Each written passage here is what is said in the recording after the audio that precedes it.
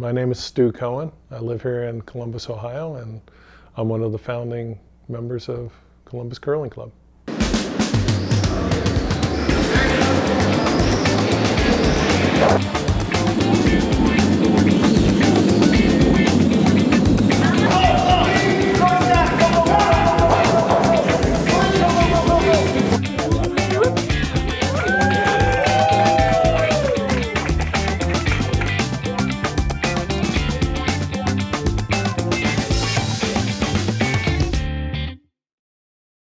When I was in college, I turned on my little 12-inch black and white television one morning, and it was in upstate New York, and we picked up a channel from Ontario. And I saw these people brushing the ice with these corn brooms, and it mesmerized me. And that was it.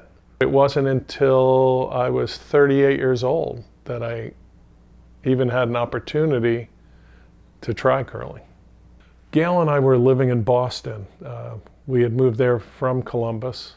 We were looking for ways to meet people, and we saw an advertisement in the newspaper for an open house at a curling club. And because my mom is from Scotland, I have been trained to believe that all things related to Scotland are going to be wonderful experiences. Some people might say it's only the Scots who could make an art of throwing stones.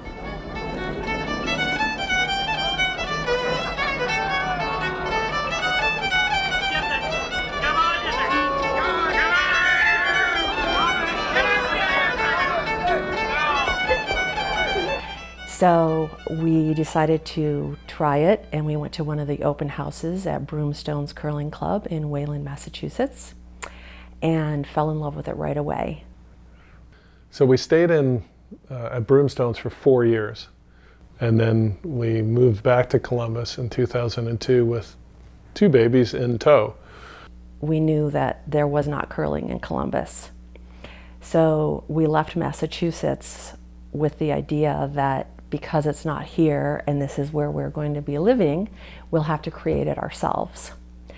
So we were happy to discover that a gentleman named Hal McGrady had already put some groundwork with a couple of other people to try and make this happen here in Columbus. In Newark, 40 miles away, this very enthusiastic and creative community recreation director got a hold of a couple sets of curling stones. And they had an ice rink. And again, it was for hockey and for skating. We'll put lines on the ice and we get the stones, and we got to find a couple people that know anything about curling.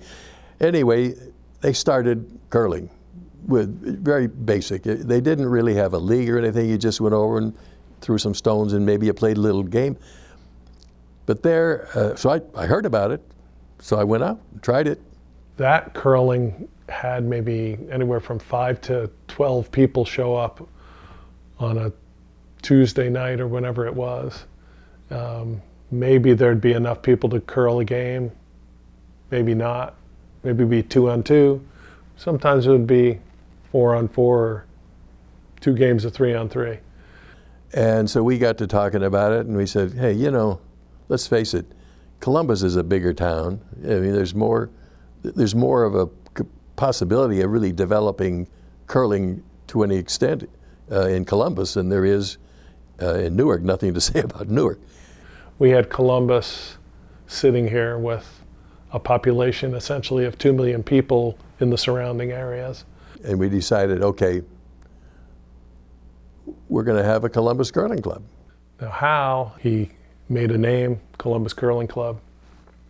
He put some ads in some local papers trying to generate some sort of interest. He collected, 20 phone numbers of people who might be interested to try it sometime.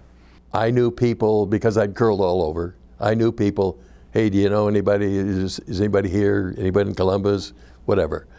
And we found quite a few people that way, as a matter of fact, who'd curled somewhere. We started brainstorming, how can we make this happen? Well, we don't have any money. You don't have a place to curl. We don't have any money to get a place to curl. I thought, well, why can't we just put curling in a warehouse somewhere? Why can't we just rent a space? That way we don't have to buy it. We don't really need a lot of money. Maybe we can get rocks from the USCA, and maybe we can generate enough interest. Gail and I had a dentist that we were going to. His name was Brian Kvitko here in Clintonville. He just happened to own an ice rink in Worthington called the Worthington Ice Rink. He donated an afternoon of time for us to have an open house. We decided to go with an open house to see what the interest was, not knowing what the response would be here in Columbus, but knowing that we were really motivated to try to make it happen. I made 2,000 copies of a flyer and handed it to all the people we knew who were interested in curling. And we also put this big piece of plywood, which we literally hand painted, Columbus Curling Club Open House Event. And you could put it at the corner of Route 161 and High Street in Worthington, which is like a very high traffic area. And basically for a month, people saw it. They ended up showing up. We had this event and like 100 people showed up. And now we had this list of 100 people, but we still had no rink. So then I contacted the chiller. They were opening up the chiller north. And they said, we could give you some ice time up there. We're not filling up as quickly as we had hoped. They said, we'll even give you some free open houses this summer to build interest for the fall. Wow, that's great. We ended up having 2 open houses, Learn to Curls, at the Dublin chiller, and another 50, 60 people would come. And then another 50, 60 people would come. And now before you know it, we had a couple of hundred people who had potential interest in curling. And then they signed up. We got this time, this crazy time at like 8:45 on Thursday night. We got 56 people to sign up for the first ever league on hockey ice. And we had 11 people who had ever curled before. So we had 45 people who had never curled and 11 of us who had curled. There was the opportunity to go on Bonspiels, so we started taking new members to Bonspiels up in Cleveland at the Mayfield Curling Club, up to Detroit, at Detroit Curling Club. And that kind of gets people to see, oh, that's what a curling club is. We're a curling club at an ice rink. We're an arena ice curling club. But when you see Detroit Curling Club and you see Mayfield, you see the possibilities. This is only for curling. There's a bar. There's a place to sit. There's a place to hang out after we curl. So the big decision we made was, we're going to have a Columbus Curling Club. Oh, good. Now what are we going to do? We just started talking to people and making it seem like it's a reality and just telling people, look at these other curling clubs. Look what they are. We can do that. We can't curl on this forever. Stu and I would go places, and I remember, like, we went to the fairgrounds. These huge, big buildings, you know, and you walk in, there's this space and this space and this space, and we walk into the building, and Stu would see a curling rink. He would say, oh, this is where the ice is going to be. This is what sheets, four sheets here. We'll have a little warm room here, and so forth and so on. In his mind, there was a curling club in there. We talked to the fairgrounds. It wasn't really going to work, and we still had no money. So I realized, you know what? The only people who are going to give us any money are people who are doing this. And as crazy as it may seem, we've only been doing this a year. I'm going to start talking to these members. So we all did. We, as a board, we decided, let's start talking to people about the possibilities and how we're going to find a place to open our own dedicated facility. We came up with a plan to offer people the opportunity to either donate money to us. By now we were a real nonprofit. We had gone through the process with the government to become a nonprofit. with the help of Anna Collini and Karen Hamilton especially. And then Michael Gallagher drew up an option for people to loan us, because he's an attorney, to loan us money interest-free for anywhere from 5 to 20 years.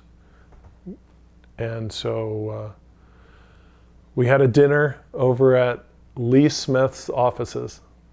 We laid it out there, laid out the plan. We had a PowerPoint presentation and said, okay, people, here it is. We're going to find a space, but we need to know, do we have the money? So I'm going to give you a slip of paper and just write down whether you're looking to donate or whether you're willing to lend, make an interest-free loan to the club for how much it would be. And we were aiming for $100,000, but we got, I think, $70,000 pledged. It was so close. So, we finished that night and we announced where we were to the members, and we met as a board and we decided, you know what, we got to just go for it.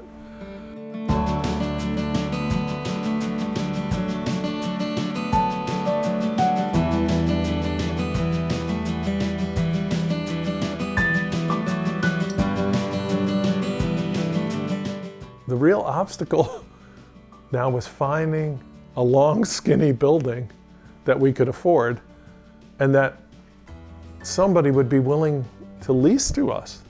And that person turned out to be Greg Panacea. And he owned the building that we are currently in. He said, well, we could clear this place out. So we thought, yeah, we're gonna do it. We're gonna move in. It came to the beginning of 2008, maybe February or so. We were able to finally get in. We had all the permits in line. And we were able to start building out the facility, and we didn't have to pay for any of that. Greg let us do that unpaid. He even gave us 6 months of free rent to start with.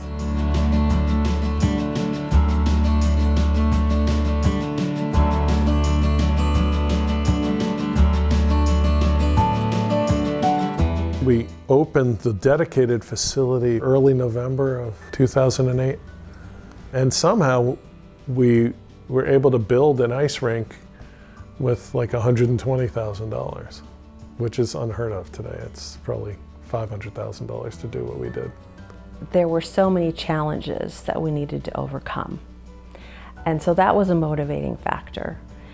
And that is something that gave us a lot of energy and a lot of drive, is starting something from the ground up and bringing curling to a community that never had it before. We had members who gave hundreds of hours of their own time to come down and cut concrete and pick up chunks of concrete and put them into a truck to be hauled off. People who would push sand around with a big giant wooden screed, 20 people pushing it to try and level our first ever curling rink, to put the tubes down, to build the walkways. Building a curling club, it's not a building, it's people. And the people make the club.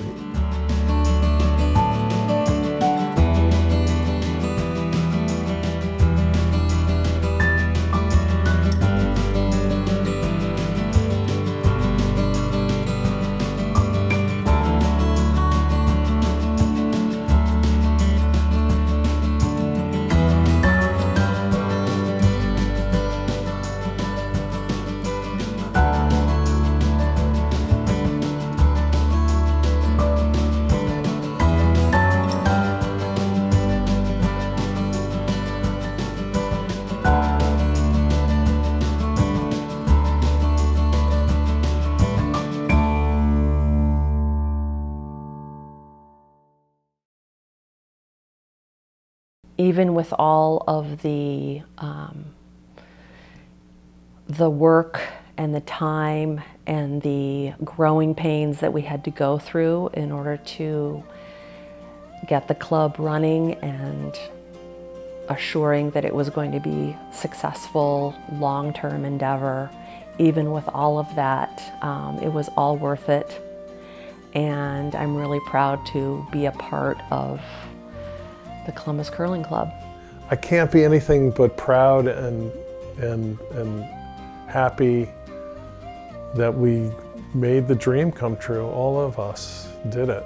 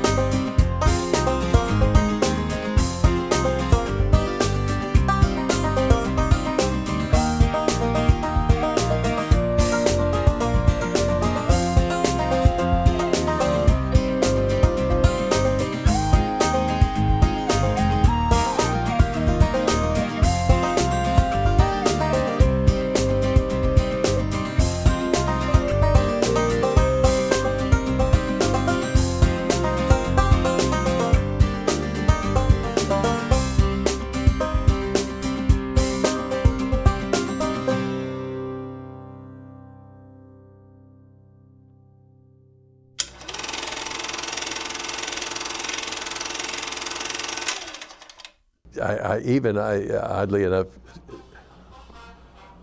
Well, that's your phone. You got it?